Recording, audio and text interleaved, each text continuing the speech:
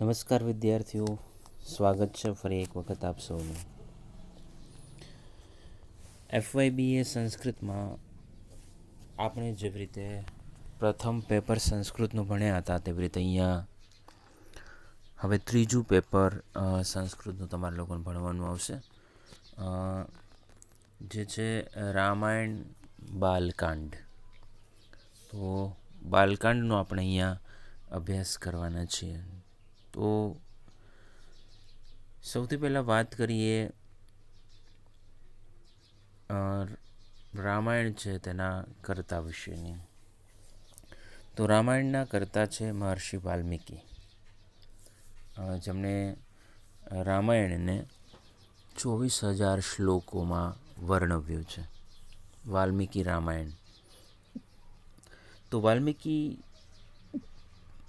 ચરિત્ર રામાયણ છે તેના જુદા જુદા જે કાંડો છે એનો આપણે સંક્ષિપ્ત કથાસાર છે તે સમજવાના છીએ. તો સૌપ્રથમ અહીં આપણે રામાયણ કથા છે શું તેની વાત કરીશું. તો રામાયણ એ ભારતીયોના જીવનનો એક આદર્શ છે. રામાયણ ભારતીયોને શીખવે છે, ખાલી હિન્દુઓ માટે જ નહીં, ખાલી ભારતીયો માટે જ નહીં, પણ આખી દુનિયાએ તેમાંથી ઉપદેશ લેવાની જરૂર છે, કેમ કે તે સમગ્ર માનવજાત માટે એક આદર્શ છે. રામાયણ આપણને તમામ પ્રકારના આદર્શો પૂરા પાડે છે.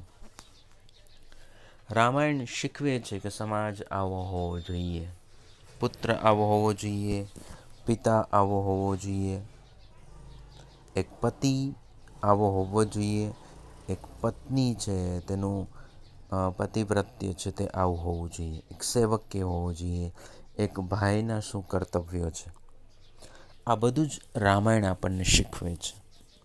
એટલા માટે રામાયણ એ આપણા માટે આદર્શ છે. હવે વાત કરીએ રામાયણના કાંડોની. તો રામાયણમાં કુલ 7 કાંડ છે. કદાચ તમે એ કાંડોના નામ જાણતા હશો.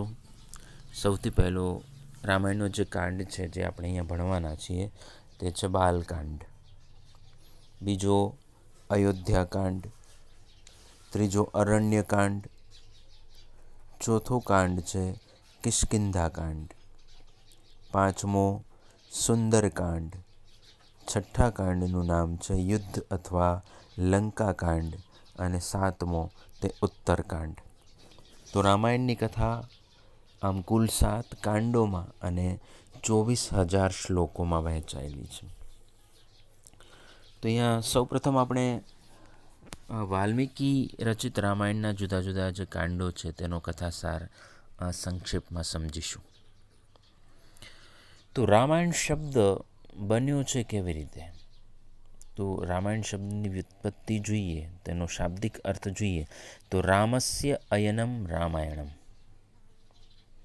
તો રામનું જે અયન છે, અહીંયા અયન શબ્દ મૂળ ધાતુ ઈ એટલોનો અર્થ થાય જવું. તો જવું ધાતુ ઉપરથી બનેલું નામ છે. તો અયનમ એટલે જવું, એટલે કે ગતિ અર્થાત જીવનની ગતિ. તો હવે તમે સમજી ગયા, રામસ્ય અયનમ એટલે કે રામના જીવનની ગતિ અથવા તો રામનું જીવન. તો જ્યાં રામના જીવનની ગતિ અથવા તો રામનું જીવન છે તે વર્ણવવામાં આવ્યું છે, તે છે રામાયણ. મેં હમણાં કહ્યું તેમ 7 કાંડોમાં વહેંચાયેલું છે,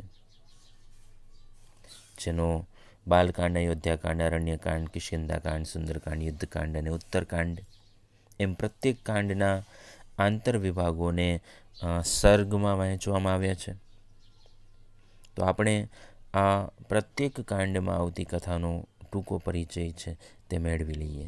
તો સૌથી પહેલાં શરૂ કરીએ. સૌથી પહેલો કાંડ છે બાલકાંડ.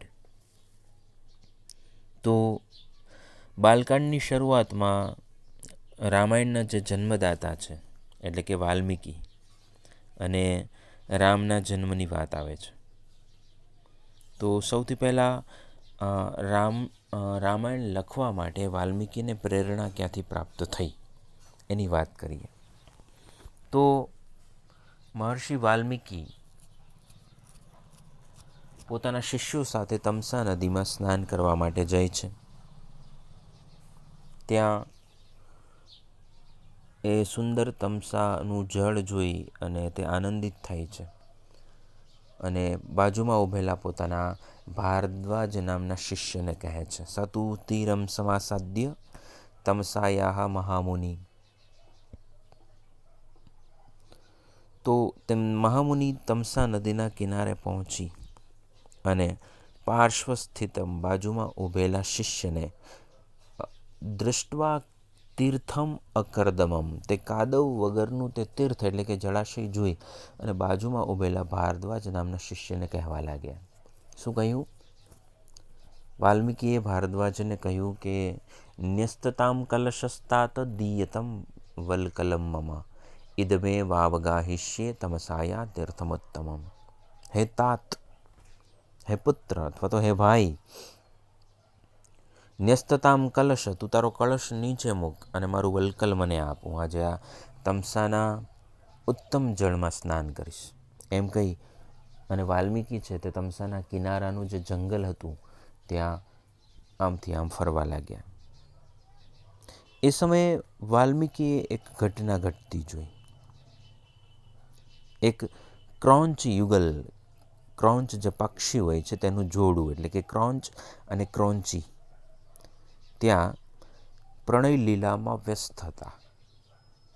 બંને એકબીજા પ્રત્યે પોતાનો પ્રેમ છે તે વરસાવતા હતા. ત્યાં ક્રીડા કરતું હતું, રમત કરતું હતું, એકસાથે ઉડતું હતું, એકબીજાથી વિખૂટું નહોતું પડતું, એકસાથે આકાશમાં ઉડતું, જમીન ઉપર આવતું, એમ તેની ચેષ્ટાઓ થતી હતી અને વાલ્મીકી તે જોતા હતા. એ સમયે અચાનક જ એક વેરથી ભરેલો, એક પાપ કરવાના નિશ્ચયવાળો એક પારધી ત્યાં આવ્યો અચાનક જ, અને એને પોતાના ભાતામાંથી એક તીર ખેંચી ધનુષ્યમાં ચડાવી અને તીરના પ્રહારથી તે જે યુગલ હતું તેમાંથી જે નર પક્ષી હતું એને વીંધી નાખ્યું. તે શિકારીના તીરથી વિંધાયેલું તે નર પક્ષી જમીન ઉપર પડ્યું, તરફડિયા મારવા લાગ્યું, લોહી લુહાણ થઈ ગયું. તે જોઈ અને જે ક્રોંચી હતી તેની પત્ની હતી તે કરુણ આક્રંદ કરવા લાગી, ચીચિયારીઓ કરવા લાગી. જ્યારે વાલ્મીકીએ આ દૃશ્ય જોયું ત્યારે એ મુનિ છે તેમને કરુણા જાગી, તેમને દયા આવી તે ક્રોંચ યુગલ ઉપર, અને સાથે સાથે પેલા પારધી ઉપર, પેલા શિકારી ઉપર ક્રોધ આવ્યો. અને જેવો ક્રોધ આવ્યો કે એમના મોઢામાંથી એક શ્લોક સરી પડ્યો. તેમણે કહ્યું કે મા નિષાદ પ્રતિષ્ઠામ ત્વમગમ શાશ્વતી સમા યત ક્રોંચ મિથુનાદેકમ અવધિ કામ મોહિતમ. હે નિષાદ, તને અનંતકાળ સુધી શાંતિ પ્રાપ્ત નહીં થાય, કેમ કે તે કામ મોહિત એવા યુગલમાંથી એકનો વધ કર્યો છે. આમ એના મોઢામાંથી જે શ્લોક નીકળ્યો, જે શોકના કારણે એક શાપ બની ગયો. એ જ સમયે ત્યાં બ્રહ્માજી પ્રગટ થયા અને બ્રહ્માજીએ કહ્યું કે હે વાલ્મીકી, તમે જે અત્યારે જે છંદની અંદર એટલે કે જે અનુષ્ટુપ છંદની અંદર જે શ્લોક બોલ્યા એ જ છંદની અંદર તમે રામનું જીવન છે તેનું વર્ણન કરો, તે લખો. વાલ્મીકીએ કહ્યું એ તો બરોબર છે, પણ મને રામના જીવન વિશે કંઈ ખબર છે નહીં. એટલા માટે બ્રહ્માજીએ નારદજીને આદેશ આપ્યો અને નારદજીએ આવી અને મહર્ષિ વાલ્મીકીને સંક્ષેપમાં આખી રામકથા છે તે કંઈ સંભળાવી અને એના આધારે આખો વિસ્તૃત 24,000 શ્લોકોનો અને 7 કાંડમાં વિભાજિત રામાયણ નામનો ગ્રંથ છે તેની રચના વાલ્મીકીએ કરી. તો હવે આપણે વાત કરીશું અહીંયા સૌથી પહેલો રામાયણનો કાંડ, જેનું નામ છે બાલકાંડ.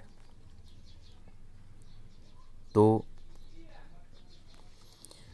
બાલકાંડની અંદર દશરથ રાજા, જે અયોધ્યાના રાજા હતા, દશરથ રાજાને 3 પત્નીઓ હતી, જેના નામ હતા કૌશલ્યા, સુમિત્રા અને કૈકેયી. તો દશરથ રાજાને 3 રાણીઓ હોવા છતાં પણ એક પણ પુત્ર નહોતો, અને એટલા માટે રાજા દશરથે પુત્ર પ્રાપ્તિ માટે અશ્વમેધ અને પુત્રિષ્ટિ યજ્ઞ કર્યા. અને આ યજ્ઞમાંથી જે ચરુ મળ્યો તેના પરિણામે તેને એટલે કે રાજા દશરથને ત્યાં 4 પુત્રો અવતર્યા, 4 પુત્રોનો જન્મ થયો. તે 4 પુત્રોના નામ આ પ્રમાણે છે: રામ, લક્ષ્મણ, ભરત, શત્રુઘ્ન. કૌશલ્યાને રામ, સુમિત્રાને લક્ષ્મણ અને શત્રુઘ્ન તથા કૈકેયીને ભરત, એમ રાજા દશરથને 4 પુત્રો થયા. રામ લક્ષ્મણને પરસ્પર ઘણી પ્રીતિ હતી અને તેઓ સાથે જ રહેતા. હવે બન્યું એવું કે એક વખત ઋષિ વિશ્વામિત્ર છે એ ત્યાં પધાર્યા, અને ઋષિ વિશ્વામિત્રએ પોતાના યજ્ઞમાં મદદ માટે તેમની પાસે રામ અને લક્ષ્મણની માગણી કરી. જ્યારે વિશ્વામિત્ર શરૂઆતમાં આવ્યા ત્યારે રાજા દશરથે તેમનું ખૂબ જ ભાવભર્યું સ્વાગત કર્યું. વિશ્વામિત્રએ પોતાની સમસ્યા સમજાવી. એ સમસ્યા જાણીને શરૂઆતમાં તો રાજા દશરથે એવું કહ્યું કે હું મારું સૈન્ય છે તે મોકલું છું અને તે તમારા યજ્ઞની રક્ષા કરશે. પરંતુ વિશ્વામિત્રએ સાંભળ્યું હતું કે બ્રહ્મનું પ્રાગટ્ય થયું છે, અને એ પણ અયોધ્યામાં. એટલા માટે તેમણે કહ્યું કે નહીં, મને તમારા સૈન્યની જરૂર નથી, મને માત્ર તમારો પુત્ર રામ જોઈએ છે. જ્યારે રાજા દશરથે આ વાત સાંભળી ત્યારે તે કહેવા લાગ્યા કે મહર્ષિ, હે બ્રહ્મર્ષિ, મારો પુત્ર રામ તો હજી બાળક છે, એવા ભયંકર રાક્ષસો સાથે કેવી રીતે લડી શકે? આપ મારા પર કૃપા કરો, મારા રામને ન માગો. કહો તો હું સ્વયં આપની સાથે ચાલું અને આપના યજ્ઞનું રક્ષણ કરું. પરંતુ વિશ્વામિત્ર છે તે ના પાડે છે. એમ કહે છે કે હું જે માગવા આવ્યો છું એ જ મને આપો. જો ન આપી શકતા હો તો મને ના પાડી દો. અંતે મજબૂર થઈ, વિવશ થઈ અને રાજા દશરથ છે એ પોતાના 2 પુત્રો રામ અને લક્ષ્મણને વિશ્વામિત્રની સાથે મોકલે છે. વિશ્વામિત્રને હજી પૂરી ખાતરી કરવી છે કે ખરેખર આ રામ છે એ જ વિષ્ણુ છે કે કેમ, એટલે કે વિષ્ણુનો અવતાર જે મેં સાંભળ્યું હતું તે આ જ છે કે કેમ, તે ચકાસવા માટે તે રામ અને લક્ષ્મણને તારકા વનમાં લઈ જાય છે. તારકા વનની અંદર એક ભયંકર રાક્ષસી રહેતી હતી જેનું નામ હતું તારકા, જેને મારીચ અને સુબાહુ નામના 2 પુત્રો હતા. આ તારકા ત્યાંથી પસાર થતા લોકોને, મનુષ્યોનું ભક્ષણ કરી જતી, ઋષિઓને પણ હેરાન કરતી. એટલે વિશ્વામિત્ર પરીક્ષા કરવા માટે સૌથી પહેલાં તારકા વનમાં રામ અને લક્ષ્મણને લઈ જાય છે, જ્યાં રામ તારકાને એક જ બાણ મારી અને તારકાનો વધ કરી દે છે, જેનાથી વિશ્વામિત્રને ખાતરી થઈ જાય છે કે રામ એ ખરેખર વિષ્ણુનો અવતાર છે. ત્યારબાદ વિશ્વામિત્ર રામ અને લક્ષ્મણને પોતાના આશ્રમમાં લઈ જાય છે. ત્યાં યજ્ઞ ચાલુ થાય છે. એટલે મારીચ અને સુબાહુ નામના 2 રાક્ષસો છે તે ત્યાં આવે છે. રામ પોતાના ધનુષ્યમાંથી ફણા વગરનું બાણ છોડી અને તેને યોજનું દૂર ત્યાંથી ફેંકી દે છે, અને વિશ્વામિત્રના યજ્ઞનું રક્ષણ થાય છે. આમ વિશ્વામિત્ર ખૂબ જ પ્રસન્ન થાય છે અને પોતાના યજ્ઞનું રક્ષણ કરવાથી તેઓ રામ અને લક્ષ્મણને કેટલીક વિદ્યા છે તે ભણાવે છે, ધનુર્વિદ્યા છે તે શીખવે છે, અને રામ અને લક્ષ્મણને આ બધી વિદ્યાઓમાં પારંગત કરે છે. ત્યારબાદ એ જ સમયે ત્યાં મિથિલા દેશમાંથી, જેનો રાજા હતો જનક રાજાએ પોતાની પુત્રી જે હતી સીતા, એ સીતાનો સ્વયંવર ગોઠવ્યો હતો.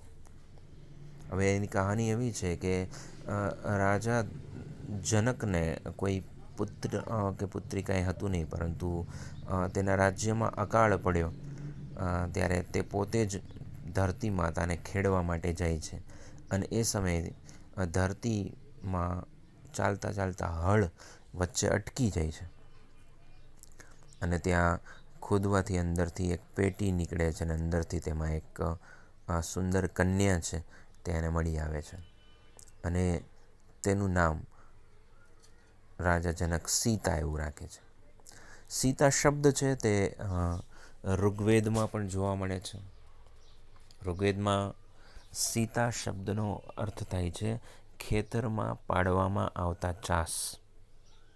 તો ખેતરમાં જે હળ વડે ચાસ પાડવામાં આવે છે તેને સીતા કહેવામાં આવે છે. અને અહીંયા તે સીતા છે તે ખેતરના ચાસ પાડતી વખતે મળી આવેલી છે. એટલા માટે રાજા જનક પોતાની પુત્રીનું નામ પાડે છે સીતા. આ સીતા અત્યારે કિશોરાવસ્થામાં છે, એટલા માટે રાજા જનક છે તે તેનો સ્વયંવર આયોજિત કરે છે અને એ સ્વયંવરમાં આશીર્વચન આપવા માટે તેઓ મહર્ષિ વિશ્વામિત્રને આમંત્રણ આપે છે. તે સમયે રામ અને લક્ષ્મણ પણ ત્યાં જ હતા. તો વિશ્વામિત્ર તેમને સ્વયંવર જોવા માટે પોતાની સાથે લઈ જાય છે. આમ રામ અને લક્ષ્મણ બંને ફરી વખત વિશ્વામિત્ર સાથે યાત્રા કરે છે મિથિલા તરફની. એ સમયે રસ્તામાં ત્યાં તેઓ એક શિલા જુએ છે. એક પથ્થર પડેલો હોય છે, જે પથ્થર સ્ત્રીના આકારનો છે. એટલે રામ છે એ વિશ્વામિત્રને પ્રશ્ન કરે છે કે આ પથ્થર કેમ આવો છે? એટલે વિશ્વામિત્ર કહે છે કે આ મહર્ષિ ગૌતમની પત્ની અહલ્યા છે, જે શાપિત છે, જે પોતાના પતિના શાપને કારણે પથ્થર બની ગઈ છે. અહીંયા અહલ્યાના શાપની વાત આવે છે. અહલ્યા બ્રહ્માજીની પુત્રી હતી, જે ખૂબ સુંદર હતી અને ઇન્દ્ર તેને પરણવા ઈચ્છતો હતો, તેને પામવા ઈચ્છતો હતો. પરંતુ બ્રહ્માજીએ તે એક ભોગીને આપવાને બદલે પોતાની પુત્રી છે એ એક યોગીને પરણાવી, એટલે કે મહર્ષિ ગૌતમને પરણાવી. હવે ઇન્દ્રની નજર હંમેશાથી અહલ્યા ઉપર હતી. એક વખત તેમણે ચંદ્રની સહાયતા લીધી. ચંદ્રને કહ્યું કે તું કુકડો બની અને જા અને બોલ, એટલે મહર્ષિ ગૌતમ એવું સમજશે કે સવાર થઈ ગઈ અને તે પોતાના આશ્રમમાંથી બહાર નીકળી જશે. આમ ચંદ્ર કુકડો બની અને જાય છે, ત્યાં જઈને બોલે છે. ગૌતમ ઋષિ વિચારે છે કે સવાર થઈ ગઈ અને તે પોતાના આશ્રમમાંથી સ્નાન કરવા માટે નદી તરફ જાય છે. પાછળથી દેવરાજ ઇન્દ્ર મહર્ષિ ગૌતમનું સ્વરૂપ લઈ અને અહલ્યા પાસે આવે છે, તેની સાથે રહે છે. અચાનક મહર્ષિ ગૌતમને રસ્તે જતા આકાશના તારાઓની સ્થિતિ જોઈ અને સમયનું ભાન થાય છે અને એમ લાગે છે કે કુકડો સમય પહેલાં જ બોલ્યો છે, અત્યારે સવાર થઈ નથી, અને તેઓ પોતાના આશ્રમ તરફ પાછા ફરે છે. એ સમયે પોતાની પત્ની સાથે તે ઇન્દ્રને જુએ છે અને તે એ બંનેને શાપ આપી દે છે. ઇન્દ્રને શાપ આપે છે કે તારા શરીરમાં 1000 છિદ્ર થઈ જાય, અને અહલ્યાને શાપ આપે છે કે તું તારા પતિના રૂપમાં આવેલા અન્ય વ્યક્તિને ન ઓળખી શકી, એક પથ્થર જેવી બનીને રહી, આથી હું તને શાપ આપું છું કે તું પથ્થર બની જા. તે બંને ખૂબ માફી માગે છે. ઇન્દ્ર પશ્ચાતાપ અનુભવે છે અને માફ કરવા માટે કહે છે. ત્યારે ગૌતમ કહે છે કે તારા આ 1000 જે છિદ્રો છે તે તને નારાયણનું જ્યારે દર્શન થશે ત્યારે તે 1000 આંખોમાં પરિવર્તિત થઈ જશે અને તું તારી 1000 આંખોથી નારાયણના દર્શન કરી શકીશ. એટલા માટે ઇન્દ્રનું એક નામ પડ્યું સહસ્રાક્ષ. એને 1000 આંખોવાળો કહ્યો છે. અને પોતાની પત્ની, જે ખરેખર તો નિર્દોષ હતી, ઇન્દ્ર દ્વારા તેની સાથે છળ કરવામાં આવ્યું હતું, તેને કહે છે કે જ્યારે ભગવાન વિષ્ણુ મનુષ્ય અવતાર ધારણ કરી અને આવશે અને એના ચરણનો સ્પર્શ જ્યારે તને થશે ત્યારે તું ફરી વખત પાષાણમાંથી, શીલામાંથી ફરી વખત સ્ત્રી બની જઈશ. તો વિશ્વામિત્ર આ કથા છે તે રામ અને લક્ષ્મણને સમજાવે છે. રામ તે શીલા ઉપર પોતાના ચરણનો સ્પર્શ કરાવે છે અને તેના ચરણના સ્પર્શથી તે શીલા અહલ્યામાં પરિવર્તિત થઈ જાય છે. તે રામને પ્રણામ કરે છે, તેનો ખૂબ ખૂબ આભાર પ્રગટ કરી, તેને કોટી કોટી વંદન કરી અને શ્રી રામના દર્શન કરી અને તે પોતે પોતાનું જીવન છે તે ધન્ય બનાવે છે. ત્યાંથી રામ અને લક્ષ્મણ છે તેની યાત્રા વિશ્વામિત્ર સાથે આગળ ચાલે છે. રાજા જનકને ખબર પડે છે કે મહર્ષિ વિશ્વામિત્ર અહીં નજીક પહોંચી ગયા છે, એટલા માટે તેના સ્વાગત માટે તેઓ આગળ જાય છે. સાથે સાથે રામ અને લક્ષ્મણને પણ જુએ છે. જ્યારે જનક રામને જુએ છે ત્યારે જનક છે તે તેમને ઓળખી જાય છે કે કોઈ આ સામાન્ય રાજકુમાર, કોઈ સામાન્ય મનુષ્ય નથી, કોઈ સામાન્ય બાળક નથી. મને આની અંદર બ્રહ્મનું તેજ છે તે દેખાઈ આવે છે.